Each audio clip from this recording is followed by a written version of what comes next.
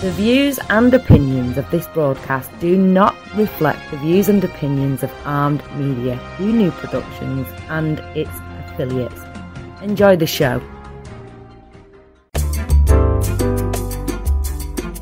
Laugh like the sun always shines, spinning well, fun times, and there's always something to remember, always something to consider.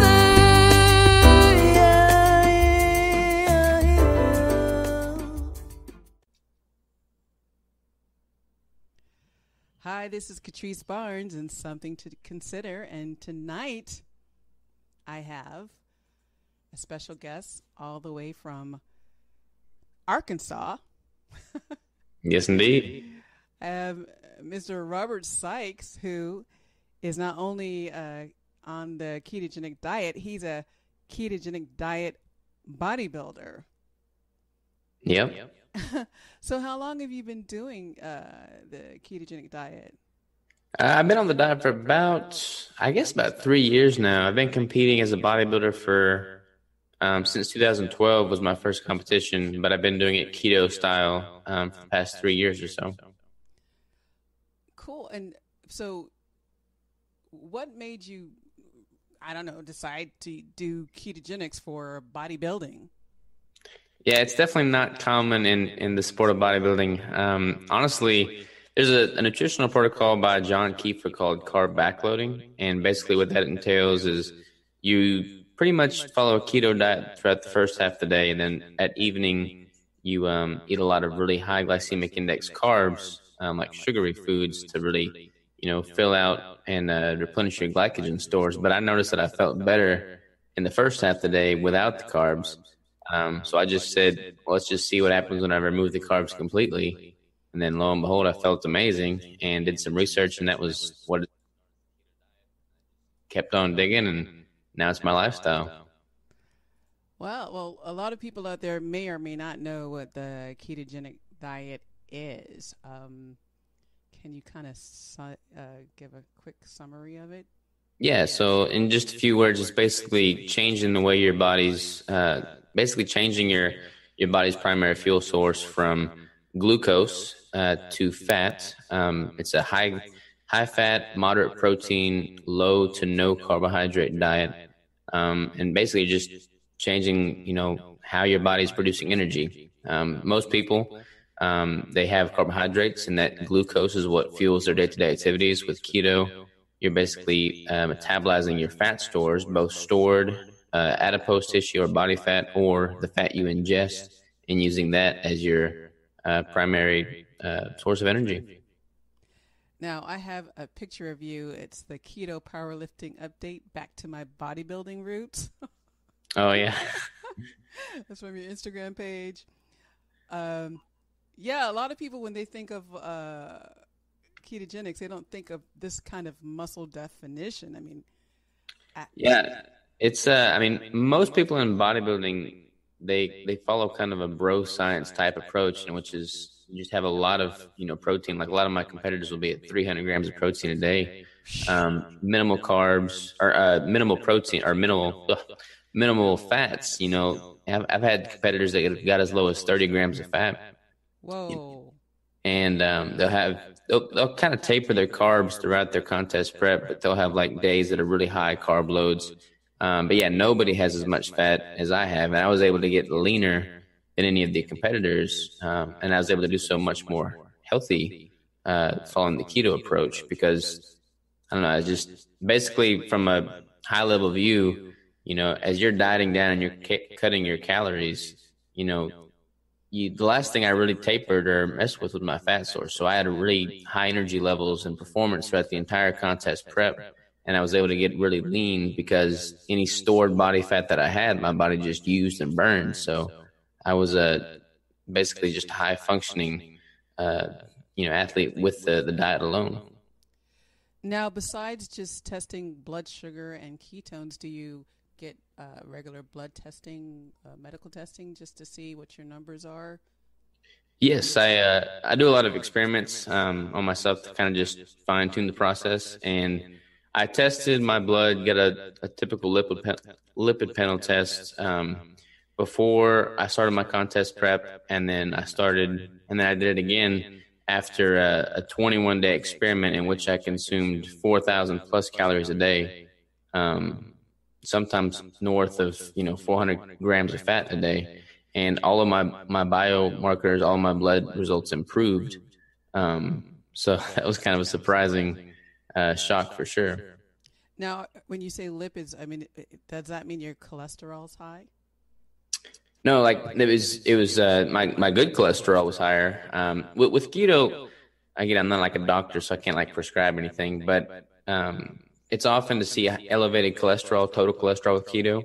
But you have to kind of look at it through a different lens than you would a typical diet.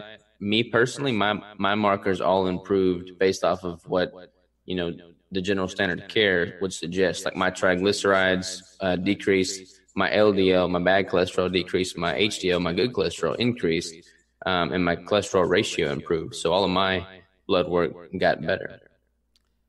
Wow. And so what do doctors say when you tell them that you've been eating all this fat? It's kind of, I don't know, it's mixed. It's kind of receptive with disbelief, because most people, you tell them how much fat you consume in a day and they'll never believe you, or they'll think you're giving yourself a heart attack, clogging all your arteries. But everything's only improved for me, and I've been eating considerably more fat than my counterparts over the past 3 years now, so I'm gonna keep doing it. Now, what kind of fats do you eat? I mean, because there are different belief systems as far as what fats should be on keto. Right. So the quality of the food is equally as important as the macronutrient profile alone. So, I mean, the micros are just as important, basically. I try to get all my fats from, good quality saturated fats, mono unsaturated fats. I eat a lot of coconut oil. I try to avoid polyunsaturated fats like canola oil and soybean oil, because that can lead to increased inflammation. But yeah, any of your avocado oils, olive oils, coconut oils, a lot of your animal saturated fats are good. All of that fits the keto diet nicely. Do you do lard? I don't do lard often, but I always opt for the fattier sources of meat. So like if I'm going to get a steak, I'll get a ribeye, which is about a 1-to-1 ratio roughly. I'll do like 80-20 ground beef. So I don't necessarily get the lard specifically, but I know a lot of people that do. I mean, and if you're eating leaner sources of meat, then I would definitely recommend adding lard to it. Duck fat? Yeah, duck fat. There's actually a brand called Epic, I believe, and they have like duck fat. They've got lard. I haven't actually used their products. I've used the duck fat. You do? You like it? Delicious. Really? I'll have to get some. Then I've had their pork rinds, and their pork rinds are amazing. Yeah, there seems to be different ketogenic diets for whatever issues people have. Like health issues. I would say, like as a cancer patient, I tend to believe that it's better to be on the lesser meat, like just chicken and fish type protocols with cancer because of the methionine. Yeah, there's several sub niches within the keto community, and each kind of like niche has their own approach. But generally speaking, for cancer prevention, a higher fat ratio, a lower protein ratio is generally accepted as the ideal protocol. So like 90% of your macro or your calories coming from fat is pretty typical for like cancer patients. Now, what would be a typical breakfast for you? Keto coffee, so no breakfast. I actually just ate my first meal about 5 minutes ago, and it was it's like 1:00. So my first consumption of anything is basically just a coffee with butter or coconut oil, MCT powder, and then my first actual meal. For instance, you put no cinnamon and stevia, none of that in there? No, I don't do cinnamon or stevia. I've actually, my palate has dramatically changed since adapting. I don't need near the sweets that I used to. Well, I might try it, but I think I would still need a little bit of splash of some A little stevia. splash of something. A Well, little I put some heavy cream in there. Heavy cream makes a world of difference too. That's true. That's true, but still, I think I still need my little stevia. Well, I noticed on your Instagram page, which is Keto Savage on Instagram, that you also have recipes. Yes. So basically, Keto Savage is my brand that I'm trying to build. I'm trying to figure out the best ways to connect with my audience. And one of the ways is every week we'll publish a cooking, episode on my YouTube channel. That usually falls on Wednesday. So every Wednesday we'll have some type of different ketogenic meal that we've made up and kind of walk you through how to prepare. This last weekend was. Now I see that I put up the keto chia seed note meal.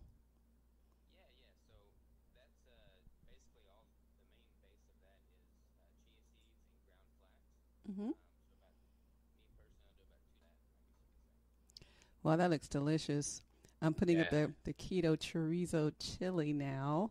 Oh my God. Yeah. That's the thing about keto. There's so many foods. Yeah, you avoid dairy? Yeah, I do. I try. There's so many foods that people think they'd miss out on if they switched over to keto. But I mean, honestly, there's a substitute for every single food item out there. So there's no reason to miss anything. Now, what's in this this Hulk shake? This looks like something I would need because I find myself to be deficient in electrolytes a lot.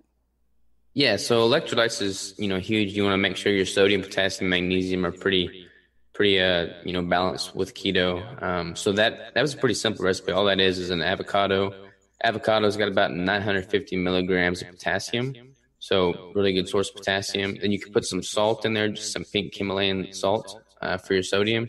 And then there's also, I think I put cilantro in there. I was going with the little cilantro craze for a while. And so, yeah, basically that's just ice, coconut milk, cilantro, and an avocado. That's it. Nice. I make sometimes an avocado, I use mango extract, some lemon juice, and a little bit of stevia and freeze it, and it tastes like mango sorbet. Yeah. I mean, that's the cool thing. I mean, there's so many nutrient dense food items that you can make your sorbets, your ice creams, or your fat bombs with, and get a really high concentration of quality foods, pretty easily. So how many hours in the gym do you work out? Because depends if I'm in the off season or if I'm in a contest prep. If I'm in the off season like I am right now, generally I'll spend about an hour and a half training weights, and then I'll come back at some point usually and do a 20-minute ab session or 20 minutes on the Stairmaster just to kind of get the cardiovascular system worked as well. But typically I'll train for about an hour and a half now. In contest prep, I'll oftentimes do 2 hours of weight training and then another 20-minute session, maybe 2 a days. But honestly, the main thing is consistency. Consistency over time, years after years after years. You don't necessarily need to go to the gym and spend 4 hours in a day. I say I do about 30 minutes. I mean, you can do a lot with 30 minutes too, but from a weightlifting perspective, I like to be in there for at least an hour. Okay. So, yeah, my 30 minutes is 30 minutes of working out and then 20 minutes in the sauna. That's my day at the gym. Hey, well, the sauna's great. It's good that you're getting that in there. Yeah, well, I live in New York City, so there's a lot to detox from. Oh, yeah. I mean, you can just be walking down the street and then come home after 5 minutes and then find black stuff all over your clothes. Oof. Yeah, I've actually never been to New York, but I've always wanted to visit there. I don't know if I would be okay with all the pollution, though. Yeah, it's like you get used to it, but it's there. And I find every time I do a sauna, I just feel better. And if I go days without the sauna, I feel like something's building up or something. Maybe it's just my imagination. There's a lot of science indicating, the benefits of, sauna. So I think that's a wise use of your 20 minutes for sure. So do you coach people in ketogenics, or are you just a professional bodybuilder full time? I do coach people. I've that's kind of a recent endeavor of mine, but I've had several people reach out and want my coaching services. I kind of made that into a business and coach several clients now, and basically just help them get adapted if they are not currently adapted. There's so much. I mean, since keto is so hot right now, so much hype around it. There's a lot of it's good. There's a lot of people want to get into that market, that space, but there's so much. Misinformed people, a lot of ignorance surrounding the best way to go about it. So I just try and help people figure out the right way to do it so they kind of avoid some of the pitfalls. What are some of the pitfalls? Because maybe I'm doing some of them. No, I think one of the pitfalls is people oftentimes have too many carbs. They assume that you have to have, your fruits and vegetables. I haven't had fruits in a long time. There's other ways to get those micronutrients. Fruits are basically sugar. So you want to avoid some of those. People often have too high a carbohydrate base. Their protein is often way too high and their fat is often way too low. I see that a lot with my clients. If your protein, I'm going to be kind of hypocritical now because I'm doing an experiment and my protein actually is higher than my fat. But generally speaking, to follow the keto diet well, especially for a beginner, you want to have a higher fat ratio than protein. That's a key thing there. And then not getting in the needed electrolytes is another big issue I see with a lot of my clients. No, you said you're experimenting with protein right now. You just raised it or something?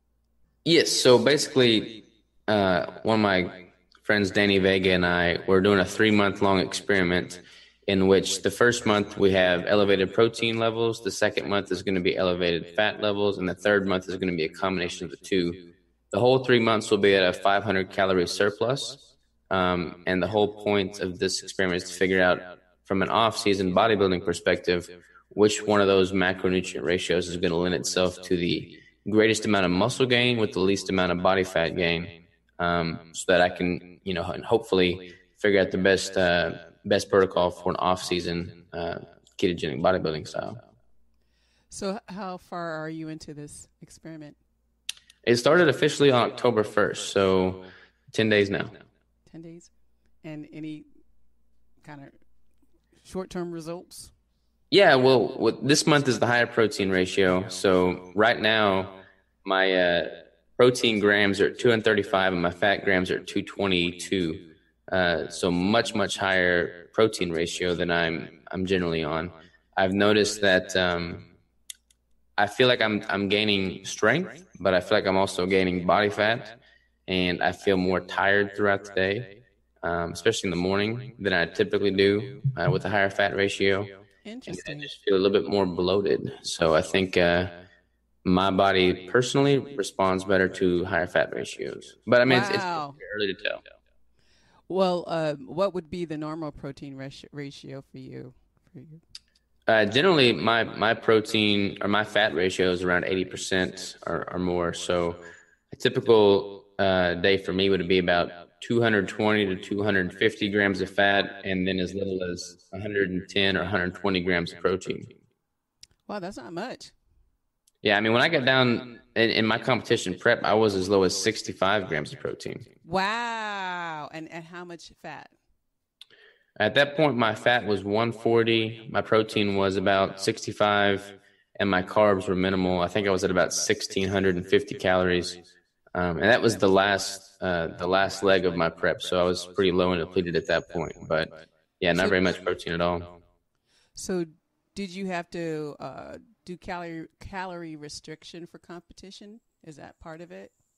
Oh, yes, absolutely. So regardless of what diet you're on, if you're wanting to get, competitive from a bodybuilding standpoint, you're going to have to calorie restrict because you have to force your body to adapt to the stimuli you're putting on it and change.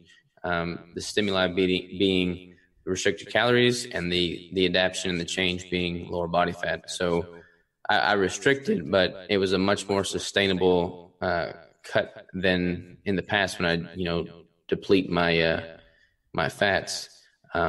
But I was down to 3.5% body fat there towards the end. So it worked. Wow. Yeah. And because calories can add up really fast on ketogenics, like, a couple tablespoons of fat, and it's like, woo, you're Oh, already, absolutely. you're Yeah. already at 1,000. So, I mean, just already to save 1,500 calories and you're lifting weights. I mean, with that amount of calories and that much working out, were you ever tired? Oh yeah, I was definitely. I mean, your competition prep is a whole nother beast. I mean, especially that last month and a half. I mean, you're depleted, you're tired. It's so much more of a mental and emotional sport than it is a physical sport. But yeah, I mean, you're miserable. I was less miserable doing it with ketogenic approach, but it's still. I mean, no matter what diet you're on, it's very very taxing and very difficult. Now, have you won a lot of competitions? Yes, ma'am. I've won. I think all but one that I've competed in. And I compete as a natural competitor, and nothing against competitors that are not natural. I mean, it's your own personal decision, but the ones that I've lost were all in non-tested shows. So yeah. Well, I'm gonna put up a picture right now of one of your pictures when you were flexing. And I can't see these pictures. I can't see your screen. So oh my God! I'm like, how the hell did you do this without any substances or Yeah, the human body is capable of so much more than people give it credit for. That's incredible.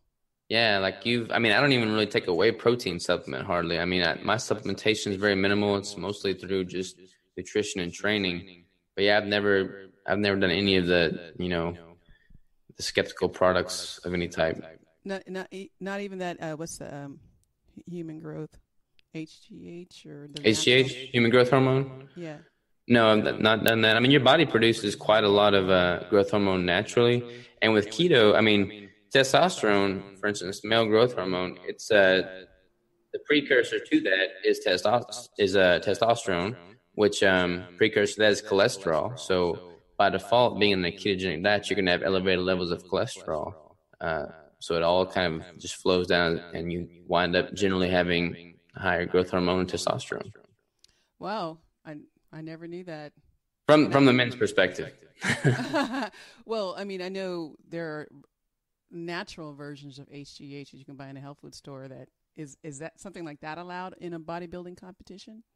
It depends what federation you're in. They all kind of have different rules, but I like to compete in the WNBF, and they have a pretty strict supplement ban list, and I just prefer to not even tiptoe on the edge there, and I don't take any of it. Wow. Well, I tell you, I mean, the pictures speak for themselves. I mean, if you can get cut like that without any substances, you are definitely a role model. Yeah, I mean, it's possible. You just can't sell yourself short. Your body's capable of so much more than you think. Now, do those guys have to work out less because they're doing those other things?